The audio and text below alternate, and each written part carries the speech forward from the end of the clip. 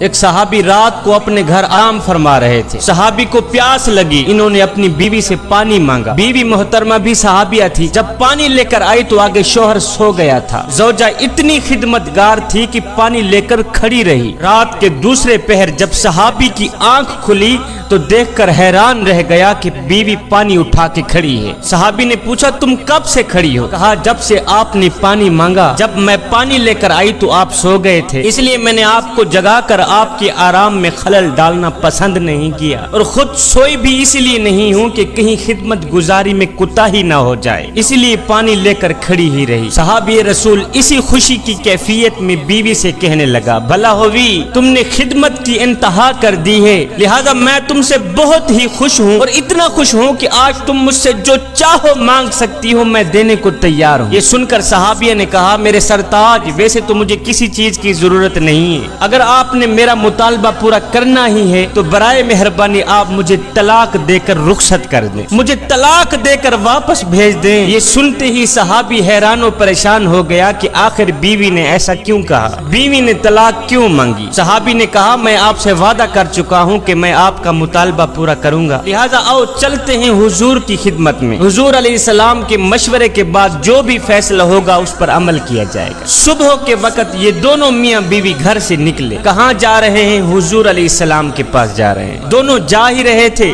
راستے میں صحابی کا پاؤں پھسلا، وہ منہ کے بل زمین پہ گر گئے، بیوی نے فوراً ہی صحابی کو اٹھایا، اٹھاتے ہی کہا او میرے سرتاج تجھے چوٹ تو نہیں لگی، اور تجھے چوٹ تو نہیں لگی؟ صحابی نے کہا بھلا ہوئی باقی تو سب ٹھیک ہے لیکن پاؤں میں شدید درد ہو رہی، شدید تکلیف ہو رہی۔ یہ سنتے ہی صحابیہ بیوی نے کہا او واپس گھر چلتے ہیں، اب مجھے طلاق کی کوئی ضرورت نہیں، اب مجھے طلاق کی کوئی ضرورت نہیں ہے۔ کہا وہ کیسے، یہ ماجرا کیا ہے؟ صحابیہ نے کہا مسئلہ یہ ہے کہ میں نے سنا ہے کہ جسے ساری زندگی میں کوئی تکلیف نہ ہو اس کے ایمان میں شک ہوتا ہے، اور جو بھی ایماندار ہوتا ہے وہ تکلیفوں میں ضرور آزمایا جاتا ہے، مجھے آپ کے ساتھ رہتے ہوئے اتنا عرصہ گزر چکا ہے، اتنا عرصہ بیت چکا ہے کہ آپ کو کبھی بھی کوئی تکلیف نہیں پہنچی، اس لیے میں نے سوچا کہ ایسے آدمی کے نکاح میں رہنے کا فائدہ ہی کیا ہے جس کا ایمان بھی مشکوک ہو، لیکن جب راستے میں آپ کے پاؤں کو چوٹ لگی تو میرا شک دور ہو گیا